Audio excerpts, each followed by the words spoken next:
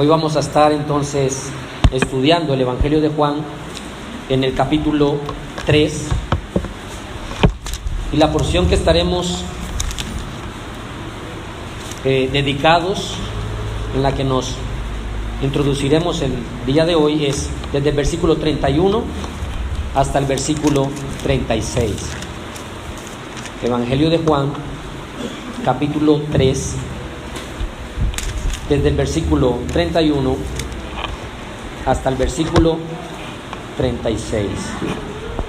Leo así entonces en favor de todos mis hermanos, dice la palabra del Señor. El que de arriba viene es sobre todos.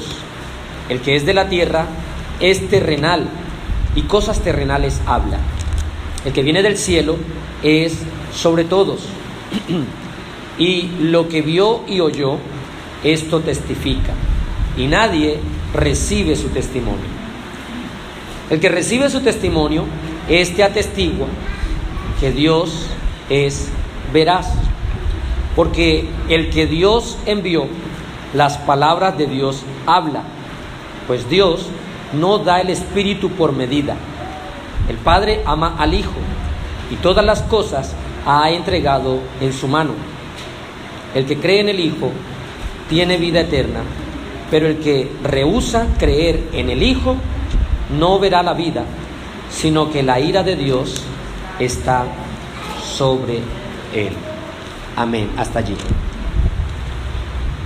El tema de esta mañana, mis hermanos, lleva por título Cristo, profeta, rey y sacerdote. Cristo, profeta, rey y sacerdote. La semana anterior estuvimos examinando principalmente que es necesario que Cristo crezca en nosotros, pero que nosotros menguemos. Principalmente el que decía esto era el profeta Juan el Bautista. Es necesario que Él crezca, Cristo crezca, pero que yo mengue. Y de allí surge la pregunta: ¿por qué entonces es necesario que Cristo crezca en nosotros? ¿Por qué motivo? ¿Por qué razón se le debe dar a Cristo tal nivel de preeminencia? Que sus opiniones estén por encima de las mías. ¿Por qué se debe tener más en cuenta el consejo de Cristo, la voluntad de Cristo, el plan de Cristo, a mis planes, a mi voluntad, a mis deseos? Bueno, este pasaje pretende responder estas preguntas. ¿Por qué debe Cristo crecer y yo debo menguar? ¿Por qué Él debe ser engrandecido y nosotros empequeñecidos? Bien, primero, porque Cristo es el profeta de profetas.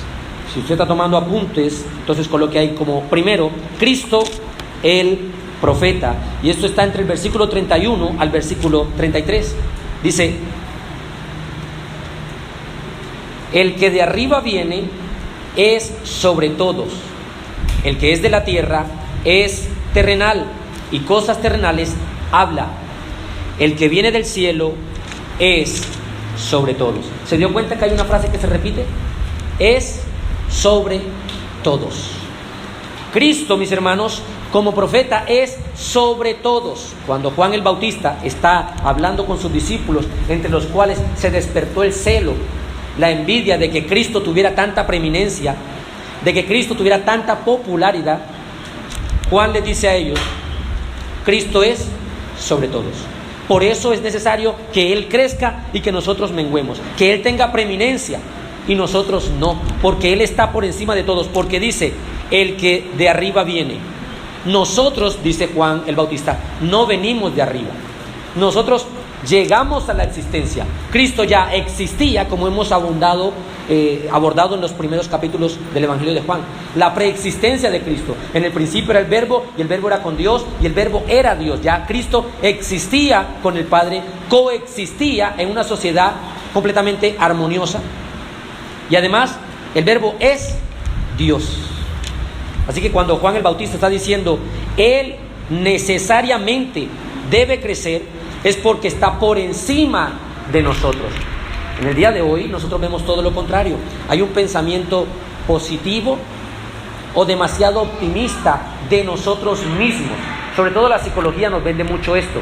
Escuche, yo no estoy queriendo decir, hermanos, que nosotros no podemos adoptar ciertas de estas cosas o afirmaciones que nos ayuden a progresar, a salir adelante, a no quedarnos tendidos en la cama todo el día.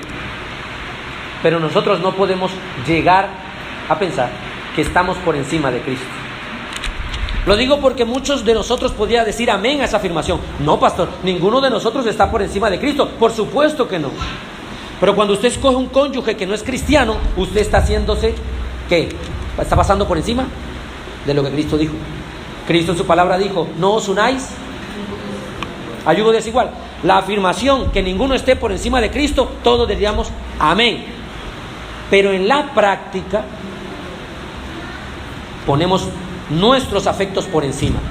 Se acerca la joven diciendo, pastor, tengo un novio, queremos casarnos, estoy feliz, él me ama, yo lo amo, él es para mí, yo soy para él. Muy bien, ¿es cristiano?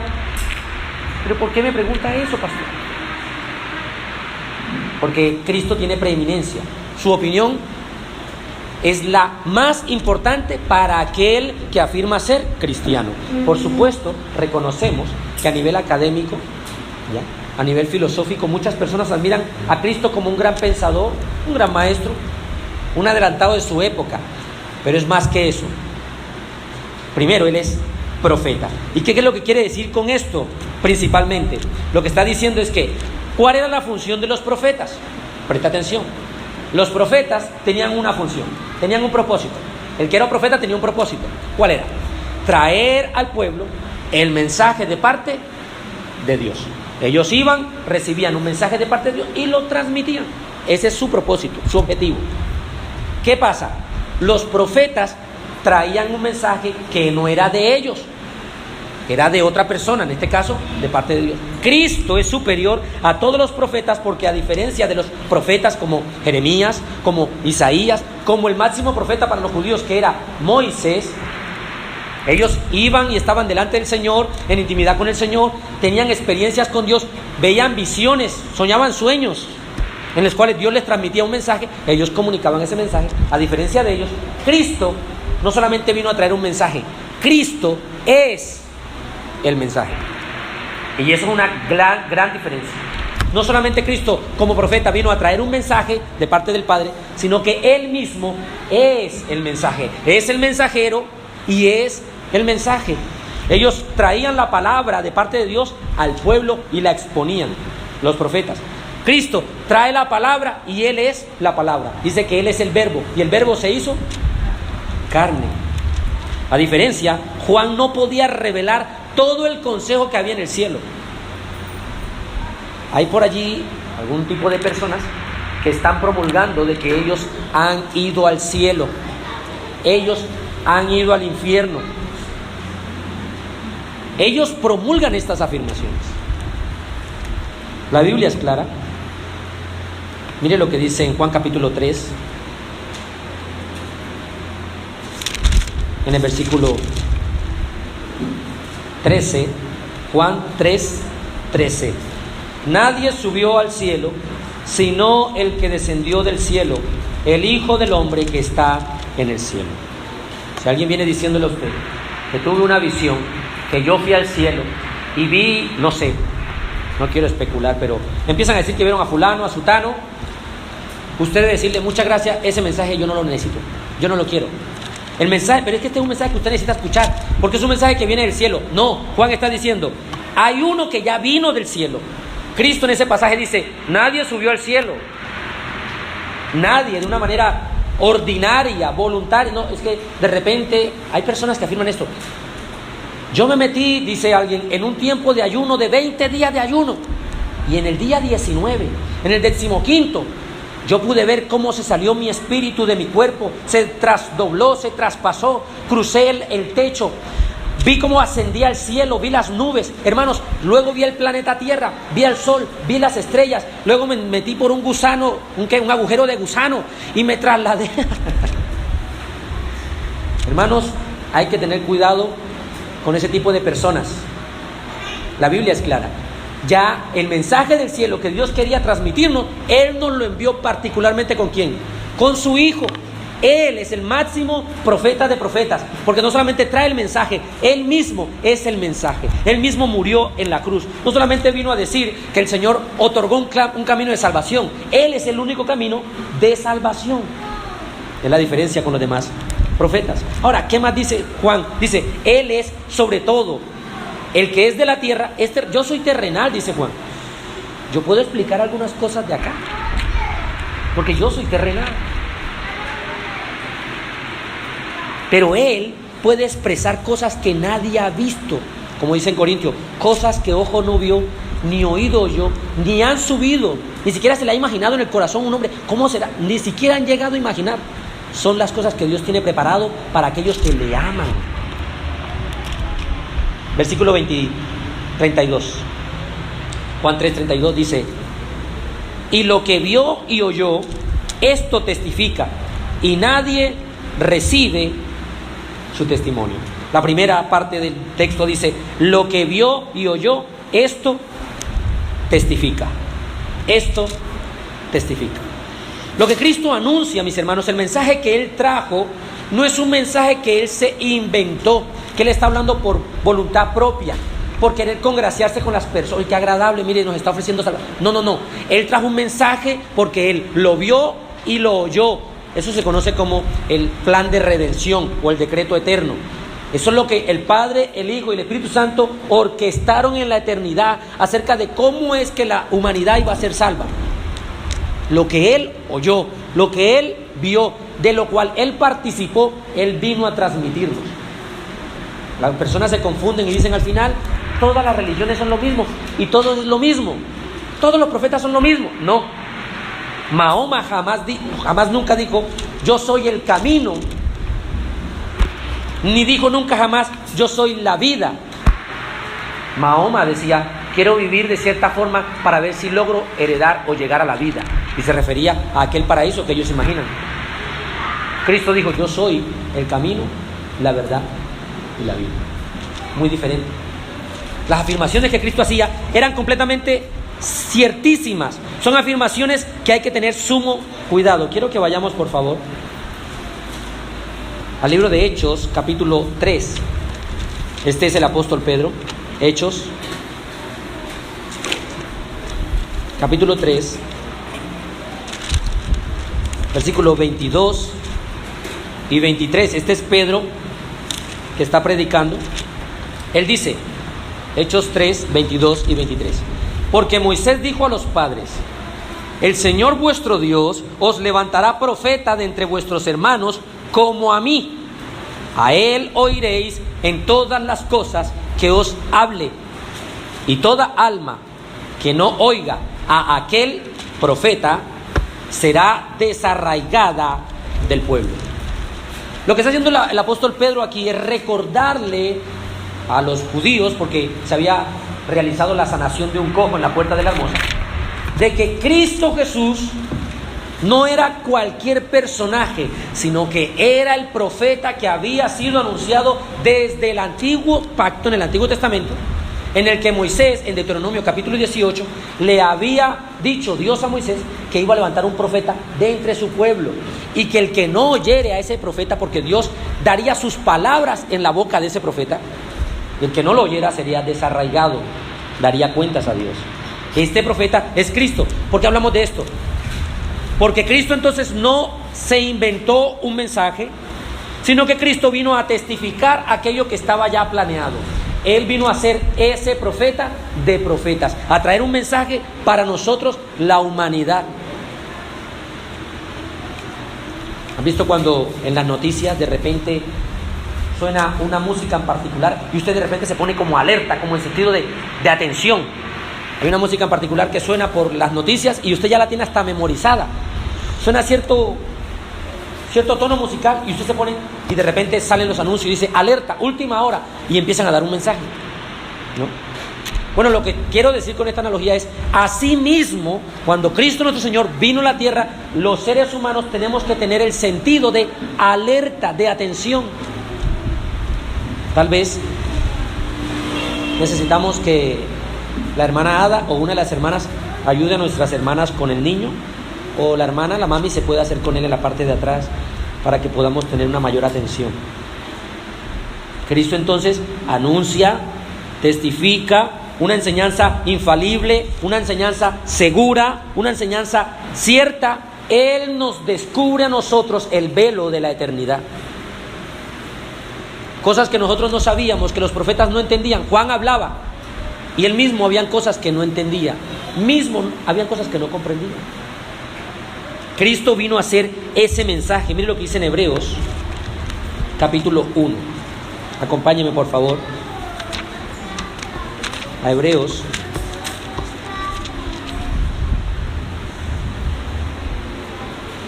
En el capítulo 1, versículo 1 y versículo 2. Hebreos 1, versículo 1 y 2.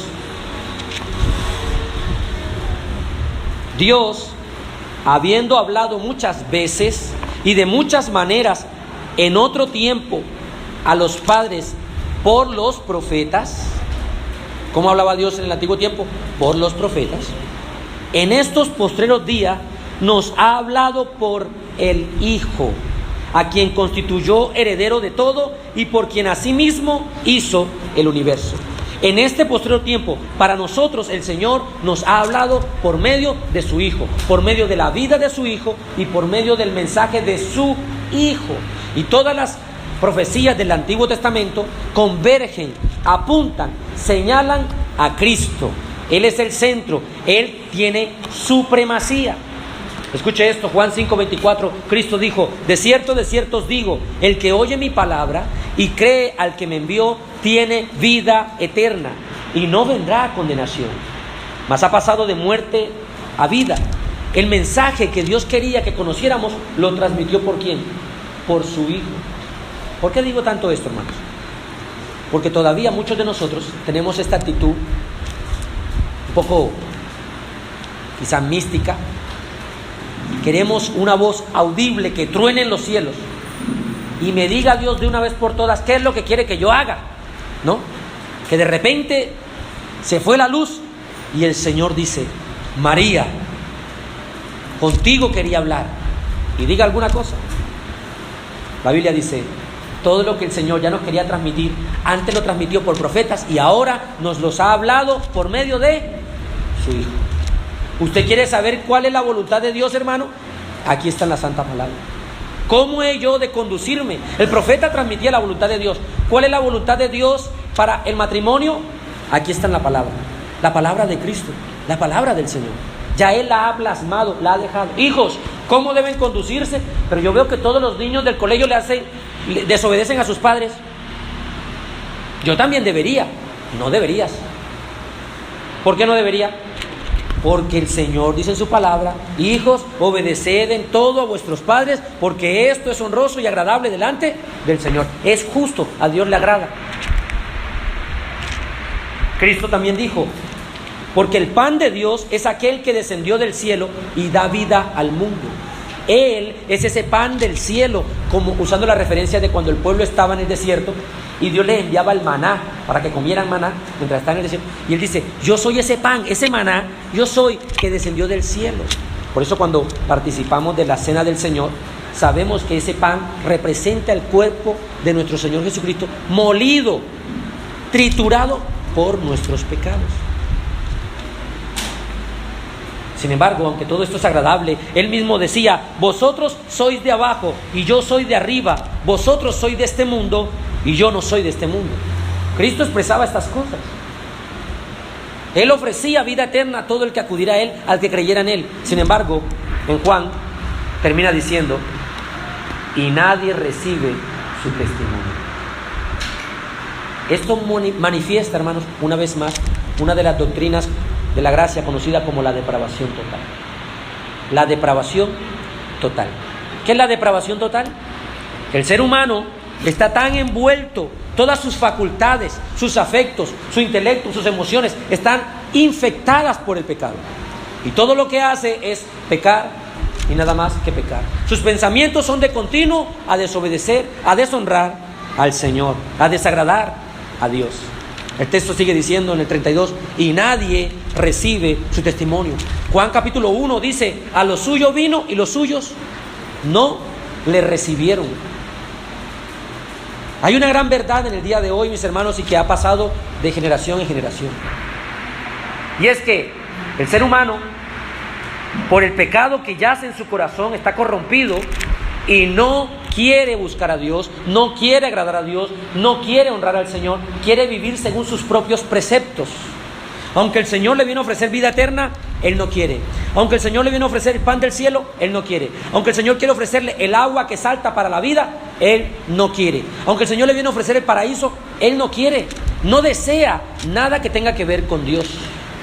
Sus conversaciones, sus trabajos, sus amistades, sus gustos, sus afectos, sus deseos, todos están manchados por el pecado. Ya dice Romanos capítulo 3, no hay ninguno que busque a Dios, no hay ni siquiera uno, no hay ni un justo, no hay ni uno que haga el bien. Todos se corrompieron, todos se descarriaron, todos se pervirtieron. Sin embargo, en el versículo 33, Juan 3, 33, Juan 3:33, dice: el que recibe su testimonio, este atestigua que Dios es veraz. No entiendo, Juan, acabas de decir que nadie recibe su testimonio, Juan 3:32, y en el 33 dices, el que recibe su testimonio, este atestigua que Dios es veraz. Sí, hermanos, porque sí hay un grupo, un remanente que sí escoge, sí decide ir a Dios. Obviamente esto por la obra que Dios ha hecho primeramente en ellos. Juan capítulo 1, versículo 12 y versículo 13, Juan 1, 12 y 13 dice: más a todos los que le recibieron, a los que creen en su nombre, les dio potestad de ser hechos hijos de Dios. A los que han recibido el mensaje, a los que han recibido la enseñanza de Cristo, a los que creen lo que se predica, hermanos, en las congregaciones, a los que creen esta palabra, a ellos Dios les ha dado la potestad de ser hechos hijos de Dios. No todos son hijos de Dios. La gente rehúsa y rechaza creer en el Señor Jesús, pero a los que le reciben, ellos son hechos hijos de Dios. ¿Y por qué le reciben estos si se supone que nadie le recibe? Versículo 13, Juan 1:13, los cuales son engendrados de sangre, ni de voluntad de carne, ni de voluntad de varón, sino de Dios. Es Dios el que gesta en nosotros la fe. Es Dios el que gesta en nosotros el nuevo nacimiento. Es Dios el que gesta en nosotros el arrepentimiento. Es Dios el que nos da por gracia. Es un don, es un regalo.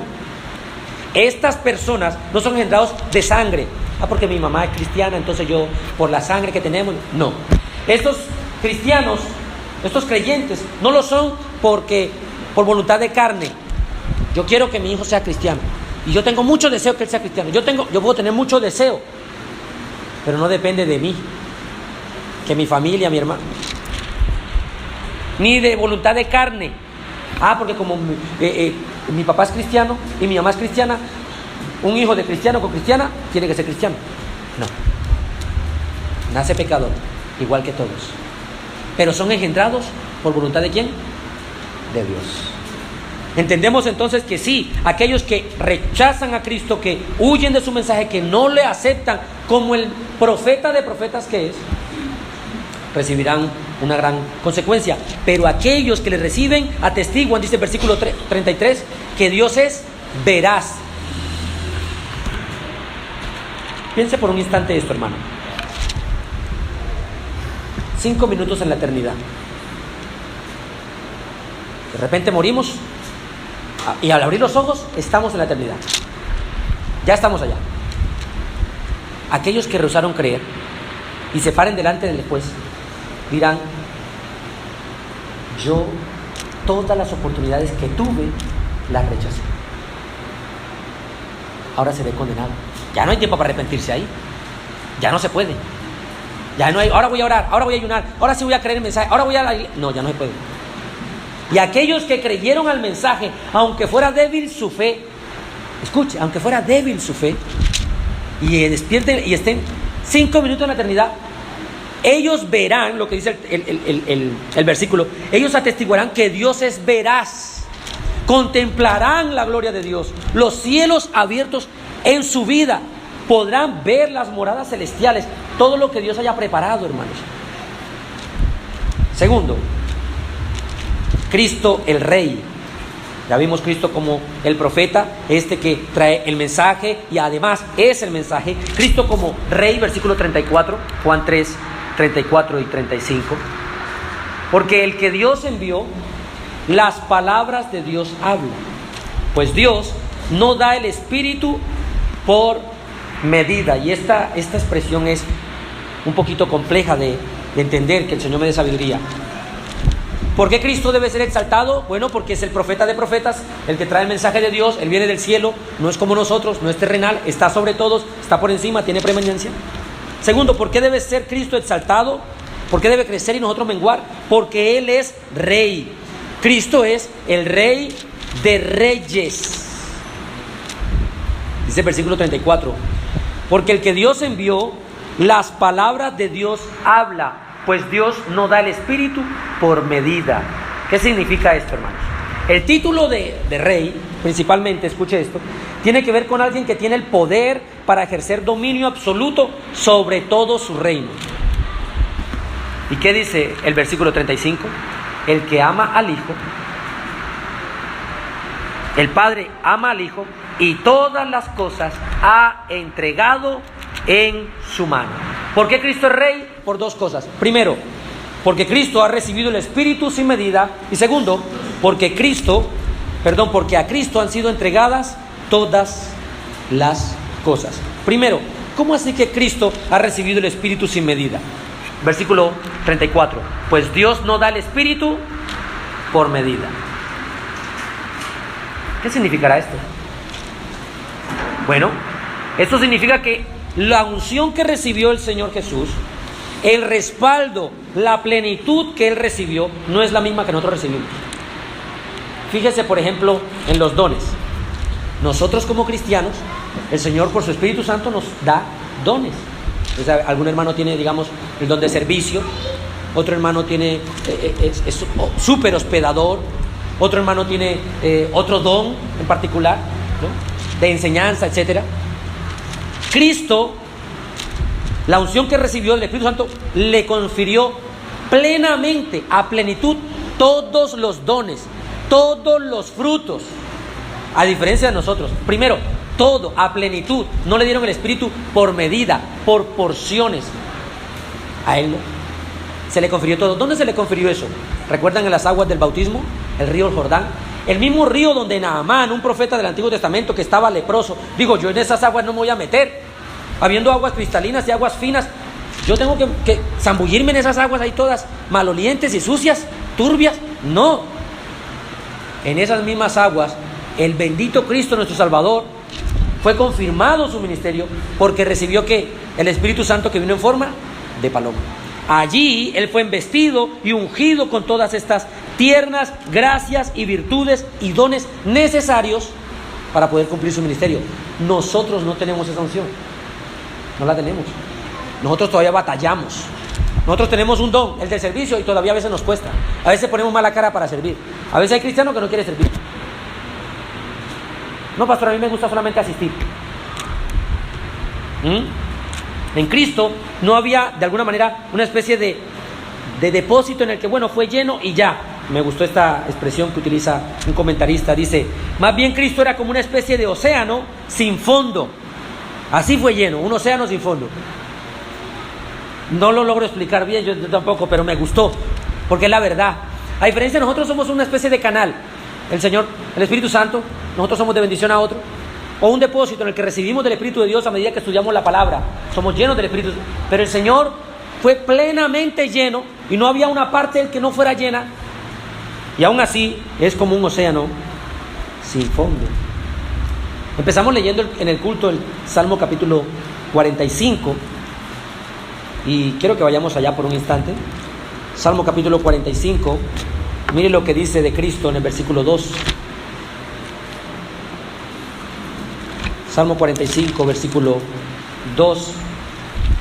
Dice, eres el más hermoso de los hijos de los hombres. Está hablando de Cristo, no está hablando de nadie más. ¿Ya? A las hermanas que de pronto estaban creyendo que su esposo era el más hermoso de los... Hermanas, es Cristo, ¿cierto que sí? Dice la Biblia. El más hermoso de los hijos de los hombres. O de pronto una hermana que piensa que su hijo es el más hermoso. La gracia se derramó sobre los labios de Cristo, mis hermanos. Dice, por tanto, Dios lo ha, ¿qué? Bendecido para siempre. Cristo es el más hermoso. ¿Qué más nos dice la Escritura? Versículo 5. Salmo 45, 5. Tus saetas agudas con que caerán pueblos debajo de ti, penetrarán en el corazón de los enemigos del rey. Aquí habla de no solamente la belleza de Cristo, sino del dominio y el control sobre todos que tiene Cristo. Que es lo que Juan estaba diciendo. Él es sobre todo. Tiene dominio, tiene control sobre todo. Versículo 6. Tu trono, oh Dios, está hablando de Cristo, es eterno y para siempre. Cetro de justicia es el cetro de tu reino. Aquí está hablando de la deidad de Cristo. Está hablando de Cristo como rey, pero dice tu trono, oh Dios. Habla de que Cristo es Dios. Y por último, versículo 7 dice, has amado la justicia y aborrecido la maldad. Ojo aquí, por tanto, te ungió Dios, el Dios tuyo, o sea, el Padre, con óleo de alegría más que a tus compañeros. ¿Cómo es posible que Él se le ungiera más? Bueno, como estuvimos explicando recientemente, a Él se le confirió perfectamente todos los dones, todas las gracias, todas las virtudes que a nosotros se nos confiere por medida. A un hermano se le confirió el don de la enseñanza, a otro hermano el don de ser hospedador, el otro un hermano servicial, pero ese hermano, qué corazón tan servicial. Al Señor se le confirió todo. Era humilde, era manso, era siervo, era rey, era profeta, era todo al mismo tiempo. ¡Wow! Cristo fue ungido por el Espíritu Santo de una forma que ninguna otra persona lo ha sido. 1 Corintios 12:11 dice, pero todas estas cosas las hace uno, y el mismo Espíritu repartiendo a cada uno en particular como Él quiere. Es el Espíritu el que reparte sus dones. Es el Espíritu que reparte con liberalidad. 1 Corintios 12:11. Reparte soberanamente el Espíritu de Dios, pero en Cristo repartió absolutamente todo y de una manera perfecta. Porque aunque nosotros tenemos los dones del Señor, no los desarrollamos como perfectamente. Somos imperfectos. Así que nadie más ha tenido esto.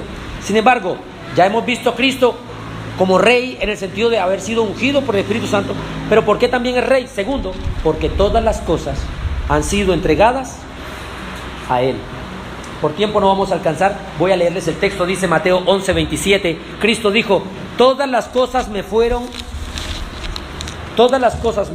dadas o entregadas por mi Padre, y nadie conoce al Hijo sino el Padre, ni el Padre conoce a alguno sino el Hijo, y aquel a quien el Hijo lo quiera revelar. Todas las cosas me fueron dadas por mi Padre. Mateo 28:18 dice, Jesús se acercó a sus discípulos, esto es para en el monte de la Ascensión, y les dice, toda potestad me es dada en el cielo y en la tierra. ¿Qué hay en el cielo o en la tierra en el cual Cristo no tenga preeminencia, no tenga potestad, no tenga autoridad, cuando todo ha sido dado a Él? Dios fue el que lo constituyó Señor de todo y de todos. Miren lo que dice, acompáñenme, Filipenses capítulo 2, versículo 9. Filipenses capítulo 2,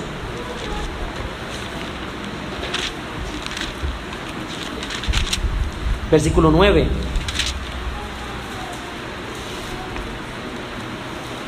Filipenses capítulo 2, versículo 9 dice, por lo cual Dios también le exaltó hasta lo sumo y le dio un nombre que es sobre todo nombre, para que en el nombre de Jesús se doble toda rodilla de los que están en los cielos y en la tierra y debajo de la tierra, y toda lengua confiese que Jesucristo es el Señor, para gloria de Dios Padre. Estamos viendo su autoridad sobre todas las cosas. Toda lengua debe confesar que Él es el Señor. toda rodilla debe doblarse ante Él, que es el Señor. Por eso también es el Rey. ¿Por qué? Porque el Padre le entregó y sometió todas las cosas bajo sus pies, como dice en Efesios capítulo 1. El mismo Pedro, 1 de Pedro 3:22 dice: quien habiendo subido al cielo está a la diestra de Dios, y a Él están sujetos ángeles, autoridades y potestades. O como dicen Colosenses, sean dominios, sean reinos, sean imperios, sean gobiernos, sean hombres, sean animales. Todos están bajo el dominio y el gobierno y la potestad y la autoridad de Cristo, el Rey de Reyes. Hemos visto entonces que Cristo es profeta de profetas, Cristo es Rey de Reyes, y Cristo, por último, es sacerdote. Es el sacerdote. ¿Qué nos dice el Evangelio de Juan en el capítulo 3, en el último versículo 36? El que cree en el Hijo tiene vida eterna, pero el que rehúsa creer en el Hijo no verá la vida, sino que la ira de Dios está sobre él.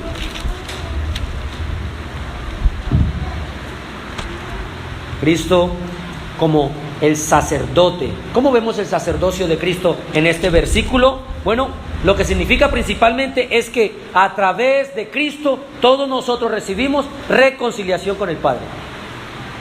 ¿Cuál es la función del profeta? Traer el mensaje de parte de Dios y enviarlo. ¿Cuál es la función de un rey? Regir, gobernar, mandar, ordenar. ¿Cuál es la función de un sacerdote? Un sacerdote intercedía por el pueblo delante de Dios. El sacerdote ofrecía por el perdón de los pecados del pueblo, ofrecía sacrificios, holocaustos delante de Dios para que el Señor los perdonara. Esto es la función que hacía el sacerdote en el Antiguo Testamento. ¿Cómo Cristo es el sacerdote o el sacerdote de sacerdotes? Porque Él no solamente ofrece sacrificios para ser perdonados. Escuche, Él es el sacrificio que se ofreció a sí mismo una única vez para el perdón de los pecados de su pueblo, de todos aquellos que crean en Él. Y esto lo hace completamente diferente. El mensaje es claro. Juan dice: si crees en el Hijo, eres salvo. Si eres salvo, tienes vida eterna.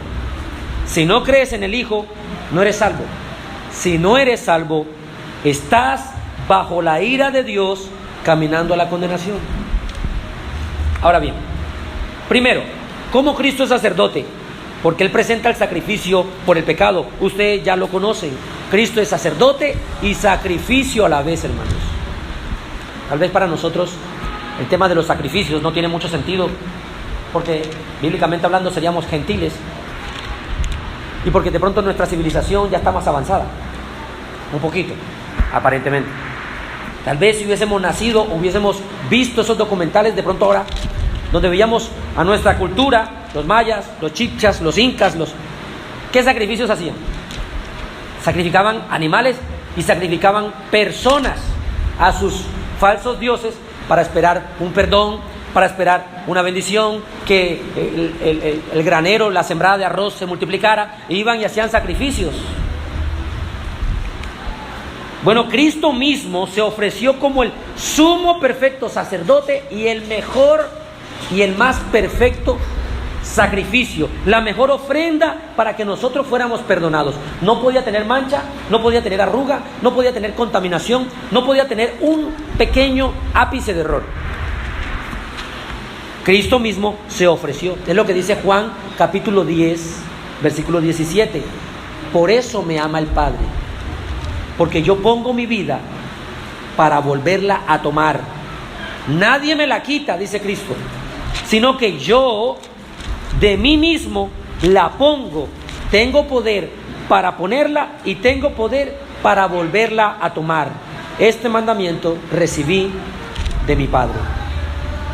Primero, entonces, Cristo es sacerdote porque Él ofrece el sacrificio. Pero ¿qué más hacen los sacerdotes? Ellos intercedían por el pueblo. Romanos, quiero que vayamos a Romanos, por favor. Capítulo 8. Terminamos con este pasaje. Romanos capítulo 8. Este texto Deberíamos memorizarlo, guardarlo en nuestros corazones. Romanos 8, en el versículo 34, dice: ¿quién es el que condenará? Cristo es el que murió, más aún, el que también resucitó, el que además está a la diestra de Dios, el que también intercede por nosotros. Romanos 8, 34.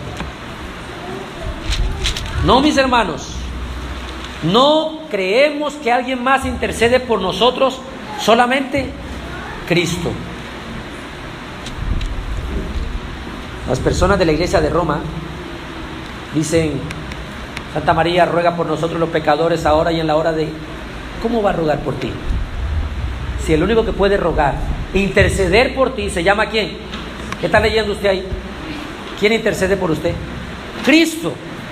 Cristo intercede por nosotros. No es María, ni son las intercesiones de San Ignacio de no sé dónde, de San Pedro de no sé a dónde, o San Nicolás de...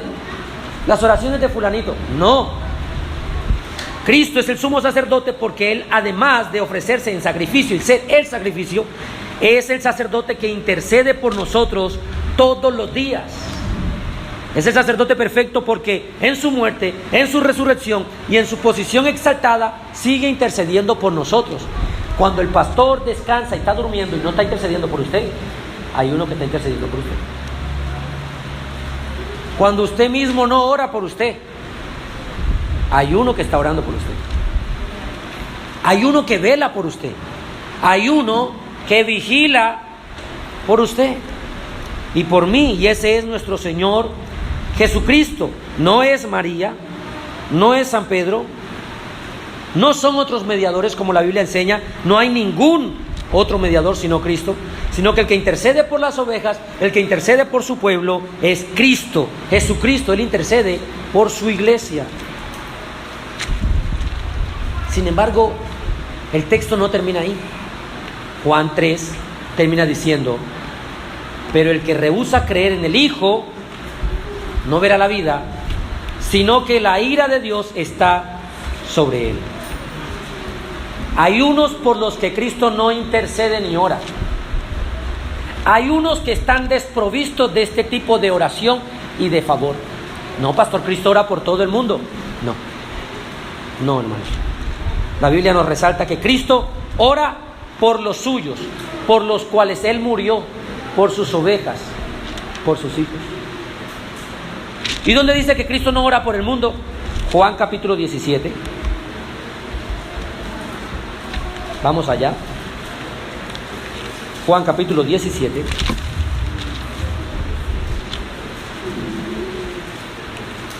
Cristo está haciendo una oración, llamémoslo así, sacerdotal o pastoral.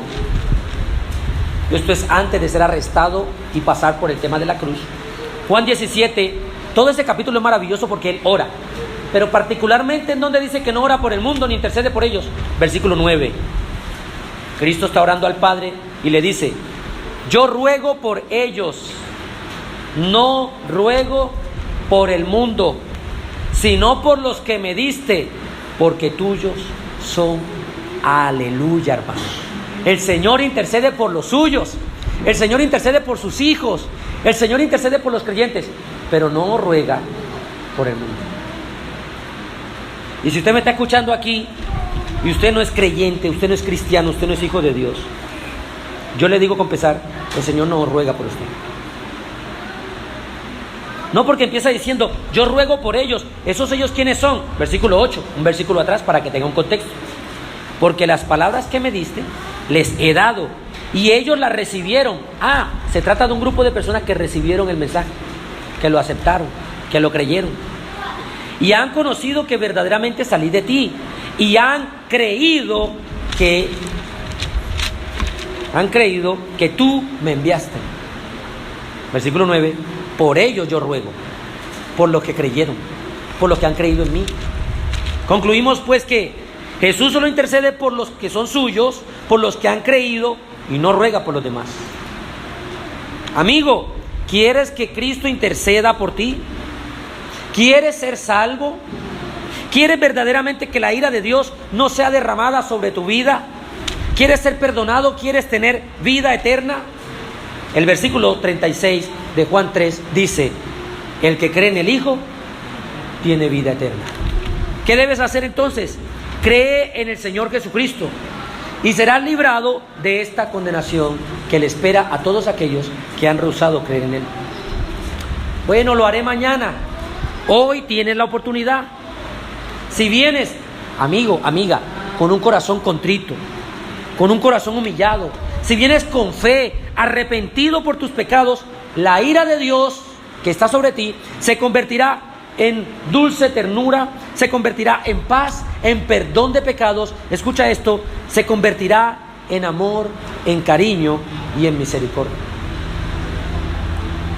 Pero si este mensaje que tú has escuchado, tú le haces oídos sordos y sigues tu vida rehusando creer en el Hijo de Dios, pisoteando así la sangre de Cristo, despreciando el sacrificio que el Cordero de Dios ha hecho por aquellos en la cruz, entonces la ira de Dios será desplegada sobre tu vida.